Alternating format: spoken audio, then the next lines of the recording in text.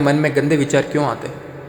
हम नहीं चाहते, पर फिर भी हमारे मन में गंदे विचार आते रहते हैं। लेकिन क्यों?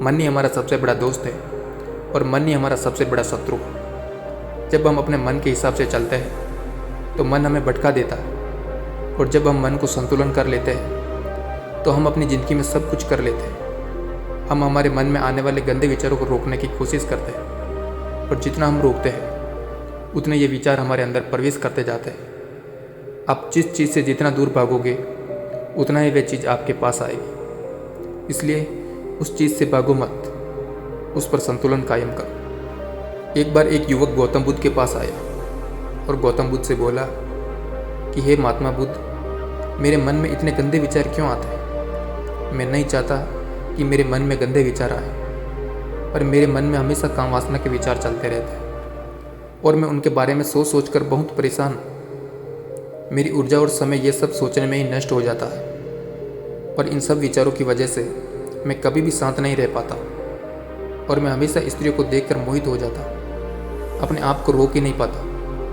तब गौतम बुद्ध मुस्कुराए और उन्होंने उस युवक से पूछा, क्या तुम्हें पता है एक काम वासना होती क्या है? फिर लड़के ने उत्तर दिया और कहा, महात्मा बुद्ध, मैं ये तो नहीं जानता कि काम वासना होती क्या है, पर हाँ, ये जो भी है बहुत बुरी चीज़ है। फिर बुद्ध ने उस युवक से कहा, सबसे पहले तो तुम्हें यह समझना कि प्राकृतिक रूप से जो भी चीज़ हमारे अंदर है वह बुरी नहीं है।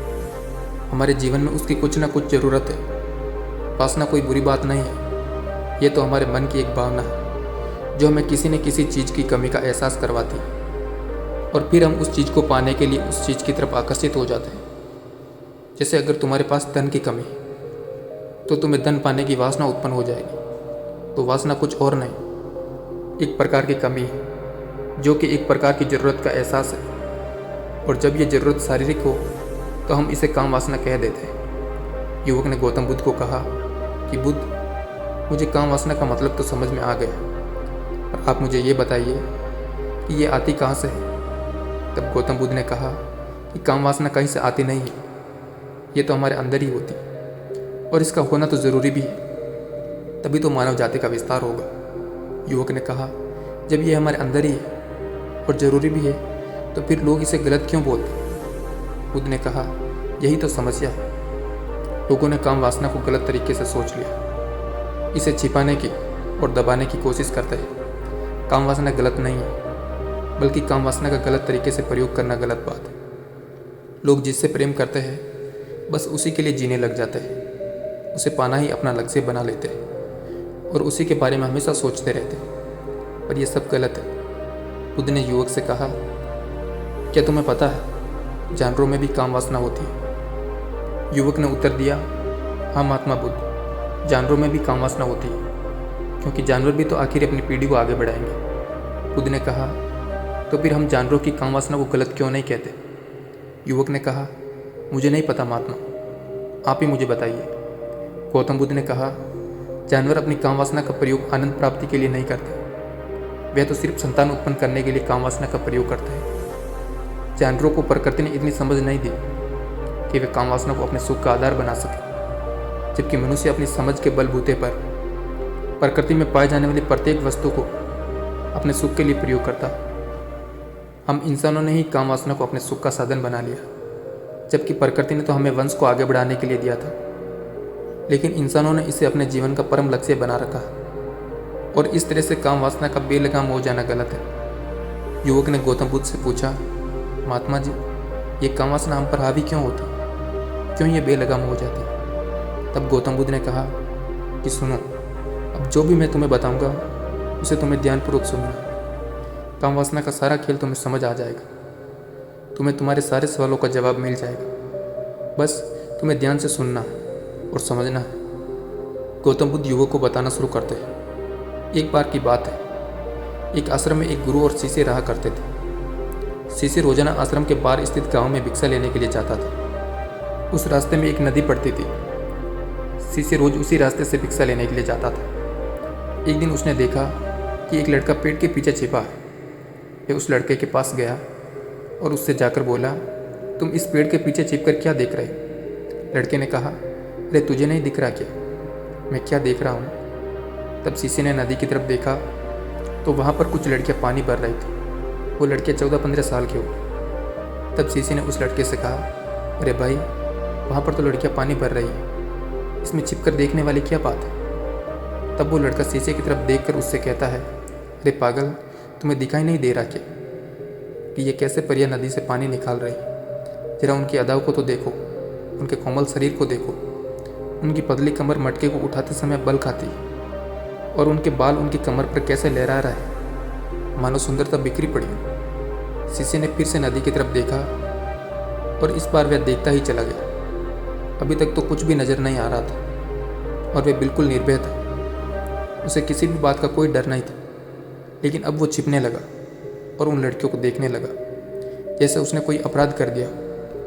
और जब वो छिपकर उन लड़कियों को देख रहा था तभी वो अचानक अंदर से काँप गई और उसने कहा कि ये मैं क्या कर रहा हूँ? मैं जो भी कर रहा हूँ वो सही नहीं है, मुझे यहाँ से चला जाना चाहिए। और फिर वह जल्दी वहाँ से चला गया। वो आश्रम पहुँच जाता है। आश्रम जाकर वो अपने कार्यों में लग जाता है। लेकिन जो अभी वह देख कर आया था वह उसकी आंखों के सामने बार बार आ रहा था। उसके मन में वही दृश्य चल रहा था। उसका मन वही सब कुछ देखने के लिए लड़ाई कर रहा था।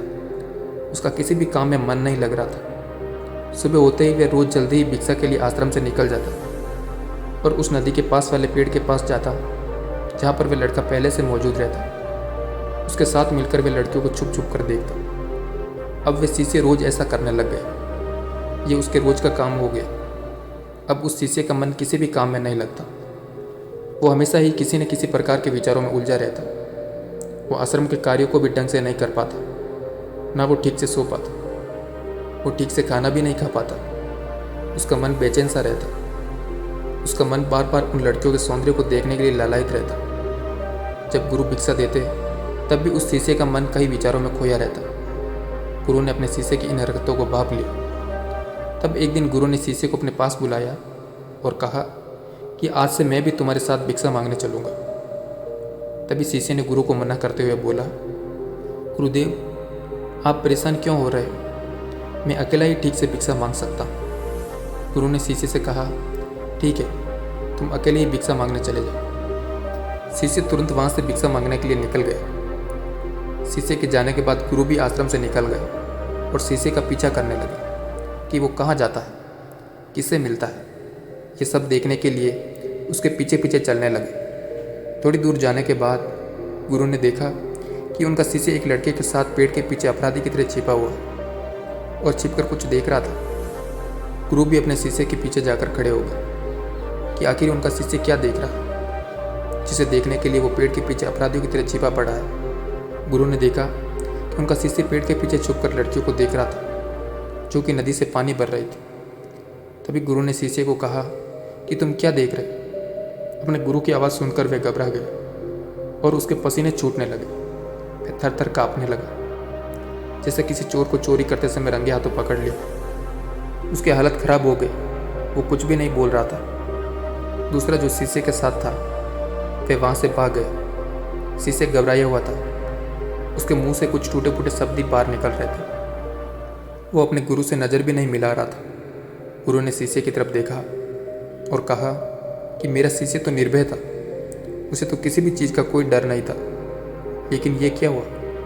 तुम तो डर के मारे काँप रहे हो। शीशे ने गुरु से कहा, मुझे माफ़ कर दो गुरुदेव, मेरा इसमें कोई दोष नहीं है। उस लड़के ने मुझे बहका दिया था, लेकिन मैं आपसे वादा करता हूँ कि आज के बाद मैं ऐसा कभी दोबारा नहीं करूँगा। मुझे माफ़ कर दो।